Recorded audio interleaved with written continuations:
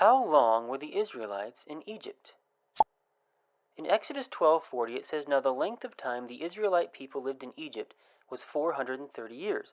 And so because of this, movies like the Ten Commandments will say things like this. That's a hard dance you do, old man. We've been dancing it for 400 years. 400 years we have waited. 400 years in bondage, and today he won't move. After 400 years of slavery.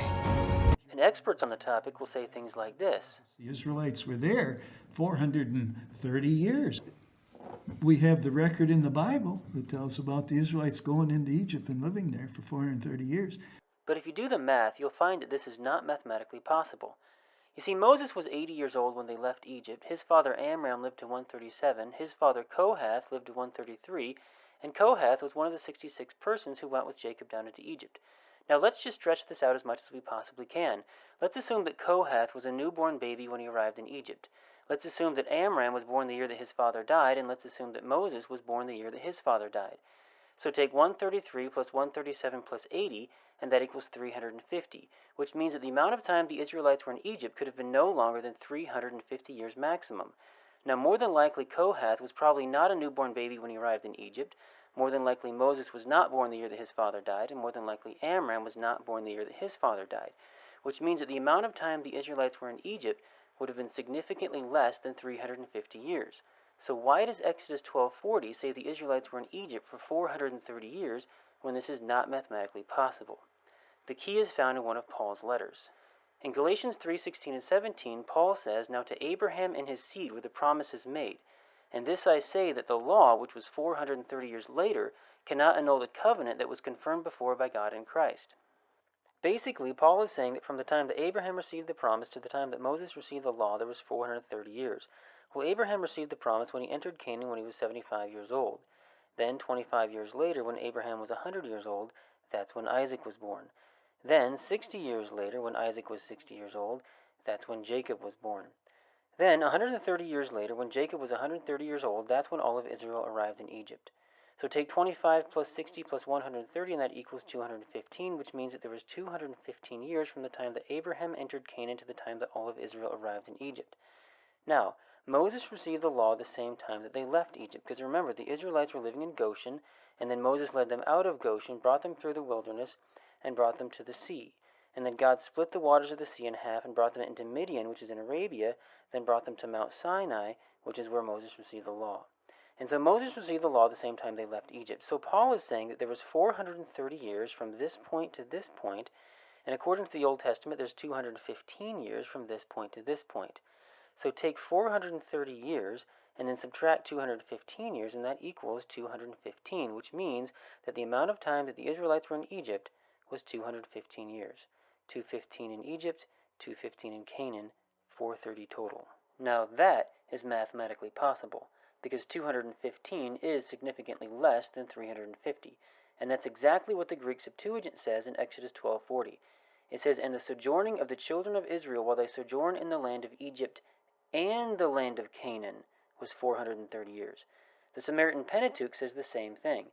It says, "Now the sojourning of the children of Israel and of their fathers, which they had dwelt in the land of Canaan and in Egypt, was 430 years. Flavius Josephus says they left Egypt 430 years after our forefather Abraham came into Canaan, but 215 years only after Jacob removed into Egypt. Flavius Josephus is saying the exact same thing. He's saying they left Egypt 430 years since our forefather Abraham came into Canaan, but 215 years only since Jacob removed into Egypt. Flavius Josephus is saying the exact same thing. So why do modern translations say that the Israelites were in Egypt for 430 years when this is not mathematically possible? The reason why is because modern translations like the New King James, the NIV, the NASB, these are all translated from the Hebrew Masoretic text. But the Hebrew Masoretic text is not the original Hebrew text. The copy of the Masoretic text that most modern translations are translated from is called the Leningrad Codex, which was copied in the 11th century AD. But the Greek Septuagint was translated more than 1,000 years before that in 250 BC, which means that the Greek Septuagint would not have been translated from the Hebrew Masoretic, but rather it would have been translated from a much older copy of the Hebrew that's no longer around today. The Samaritan Pentateuch also predates the Masoretic text and would also have been translated from a much older copy of the Hebrew. Flavius Josephus was a 1st century Jewish historian. He lived long before the Masoretic text was copied.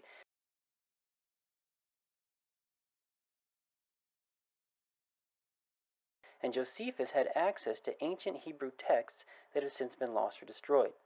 Paul the Apostle lived long before the Masoretic text was copied, and Paul knew Hebrew. In Acts 26, when Paul talks about his encounter with Jesus on the road to Damascus, he says that Jesus spoke to him in the Hebrew language, and Paul understood him. Paul knew Hebrew, and so Paul would also have studied from a much older copy of the Hebrew. And what Paul says in Galatians 3:16 and 17 is consistent with the Greek Septuagint, the Samaritan Pentateuch, and the writings of Flavius Josephus. Now the Bible says, by the mouth of 2 or 3 witnesses every word shall be established.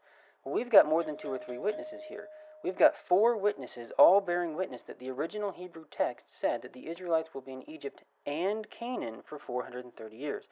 But more than 1,000 years later, when the Hebrew Masoretic text was copied, the phrase "and Canaan" was dropped out of the text, and all of our Bibles are translated from this corrupted copy of the Hebrew. The New King James, the Old King James, the NIV, the NASB, the ESV. If you go to BibleGateway.com, you'll find there's 50 English translations of the Bible on this website, and every single one of them say that the Israelites were in Egypt for 430 years, which is incorrect and mathematically impossible.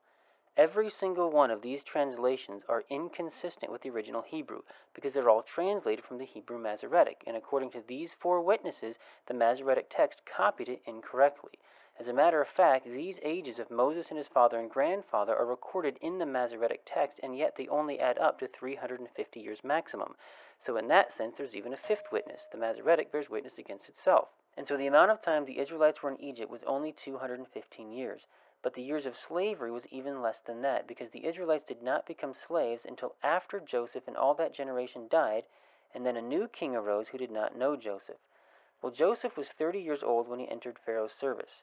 Then shortly after there were 7 years of abundance and then 7 years of famine. So it would appear that after the 7 years of abundance, Joseph would have been 37 years old.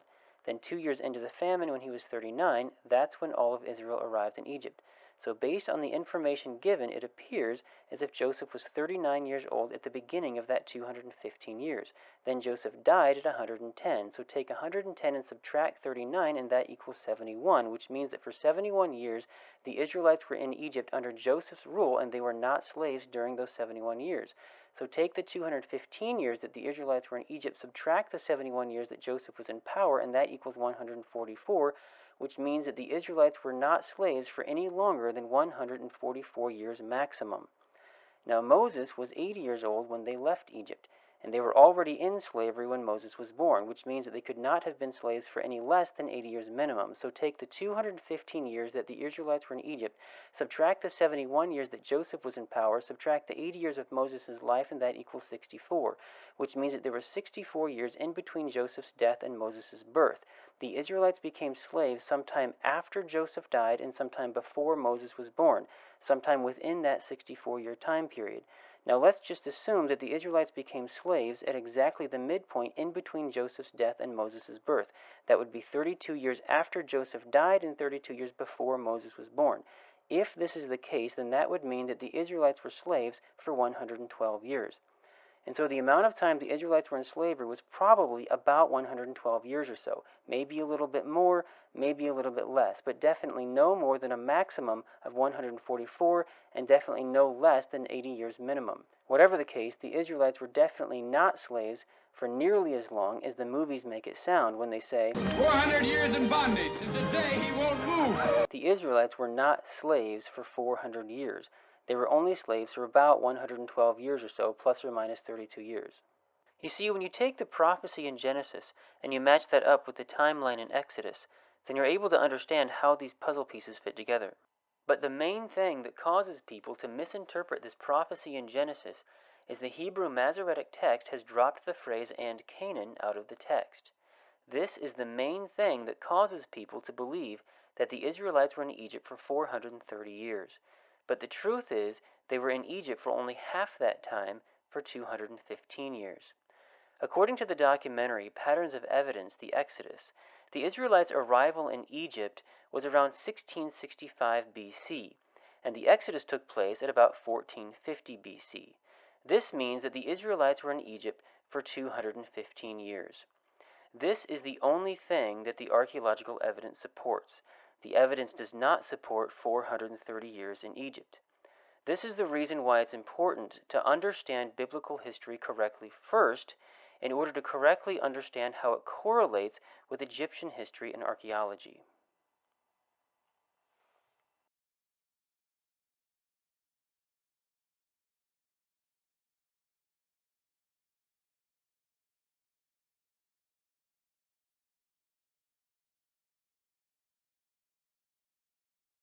You want answers? I think I'm entitled. You want answers? I want the truth! You can't handle the truth. Lord, you never gave up. Lord, you never gave up on us.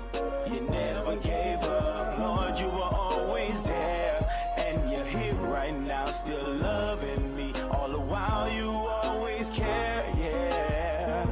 And I can't thank you enough for always being there. Getting lost in your presence as if it were a maze. Oh God, allow me to build my home in your praise, Lord. Eat of your flesh, live off your body for days. Men can't live off bread alone. It's the word of God we crave. To glean in your fields and in your grass I will graze. You bring me through still waters and speak peace to the waves. Restore souls with life and left death in the grave. Lead me in your righteousness and I will follow in your ways. See the glory of